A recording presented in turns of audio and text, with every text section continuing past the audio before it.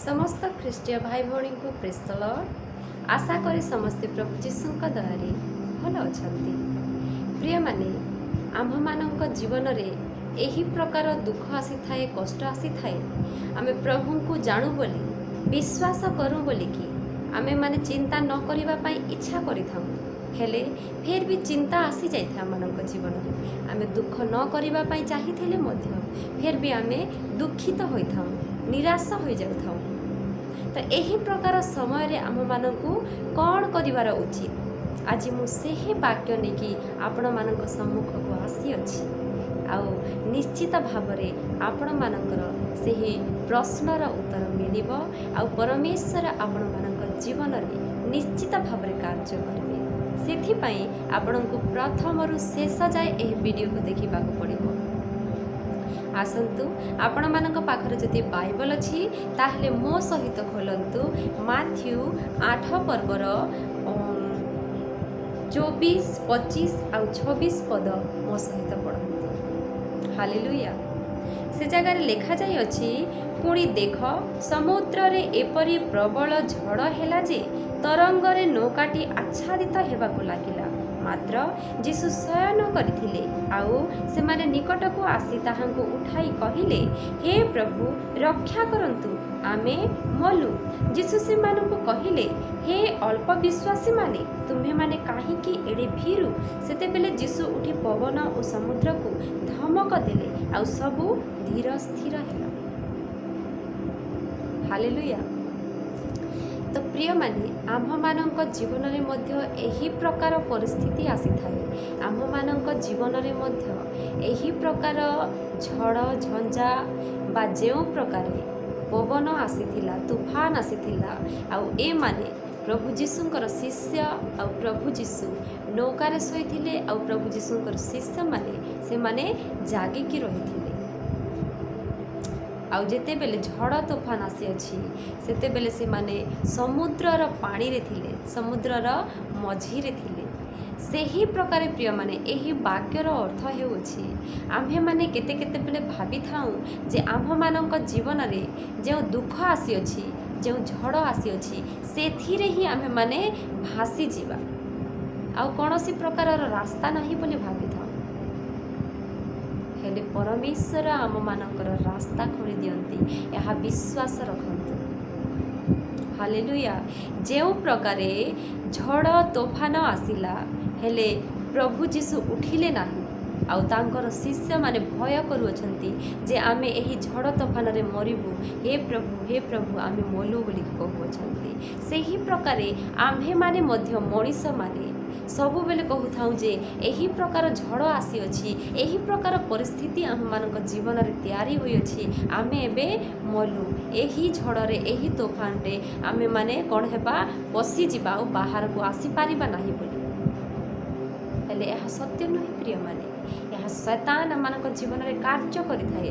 हेले आम मानकर त्राणकर्ता, आम मानकर उद्धारकर्ता जे कि आम मानक संग रे सदा सर्वदा रहंती, से कौन कहउछंती देखंतु। जीशु से मानक कहिले, हे अल्प विश्वासी माने तुम्हे माने काहे कि एडे भीरु। आम्भे माने होउछि अल्प विश्वासी प्रिय माने। जदि आम मानक जीवन रे दुख आसुछि, कष्ट आसुछि ताहले काहे कि आम माने विश्वास करूना जे आम संग रे प्रभु अछंती, तांको आम काहे कि डाकुना। हालेलुया। तांको आमको काहे कि डाकुना। देखंतु एही जगह रे क्लियर भाव रे लिखा जाय अछि जे सेही झड़ तूफान आसिले कोन साइलेंट रे आसे कि केते साउंड होई थाए, केते गर्जन होई थाए, केउ प्रकार आसी थाए एहा आपण आ मु मध्ये जानु। आमे जदि रात्रि रे सोई थाउ ताहाले मध्ये तार साउंड को सुनी कि आमे माने उठी जाई थाउ जे हां झड़ तूफान होउछि बोली जानि थाउ। हेले प्रभु जीशु उठिले नाही आउ जेते बेले शिष्य माने जाई कि तांको उठाउ अछंती सेते बेले से उठी कि सेही झड़ आउ तूफान को कोन करू अछंती, धमक देउ अछंती। हालेलुया। तो प्रिय माने आमे जेतेबेले चित्कार करिकी प्रभु को डाकू आमे जेतेबेले प्रार्थना करिकी प्रभु को डाकू जे हे पिता आमे माने एही प्रकार परिस्थिति रे पड़ी अछु आम मानकु तुमे रक्षा कर आमरी प्रार्थना तुमे कर्णपात कर जो प्रकार शिष्य मानकर से कथा को शुणी से उठी थिले सेही प्रकार आपणकर आ मोर मध्य प्रार्थना शुणिकी से जेते जेते बड़ कार्य करुथिले मध्य आपणकर सहायता करे। हालेलुया। से नौकार शोइथिले झड़ आसुथिला तोफान आसुथिला हेले से आराम रे शोइथिले से उठी नथिले एते जेते बेले तांकर शिष्य माने उठाई अछंती सेही साउंड को सुनिकी से उठी अछंती आ झड़ आ तोफान को कोन करी अछंती धमक देई अछंती सेही प्रकारे आपण आ मु जदि प्रार्थना करिकी तांको डाकू अछु ताहले निश्चित भाबरे से आम्हा मानकर सहवर्ती हेबा पई आसीबे आ झड़ आ तोफान को कोन करिवे धमक देबे। विश्वास करंतु प्रिय एही वाक्य आजी आपण मानक पई अटे आपण माने दुख रे कष्ट रे चिंता रे निराशा होइकी पड़ जाती आउ कहती जे आमे माने एही परिस्थिति आउ बाहर को आसी पारिबा नाही बोलिकी हेले प्रभु सदा बेले आपणकर हस्त धरिकी आपणको उठाइबा पई चाहूछंती आपणको चलाइबा पई चाहूछंती होई पारे शत्रु बा झड़ तोफान आपणको तलरे पकाइबा पई चाहे हेले से निजे आपणको एही हस्त धरिकी उठाइबा पई चाहूछंती। हालेलुया। सेति पाई प्रिय माने भय करंत नाही से आपणको संगरे सदा सर्वदा अछंती।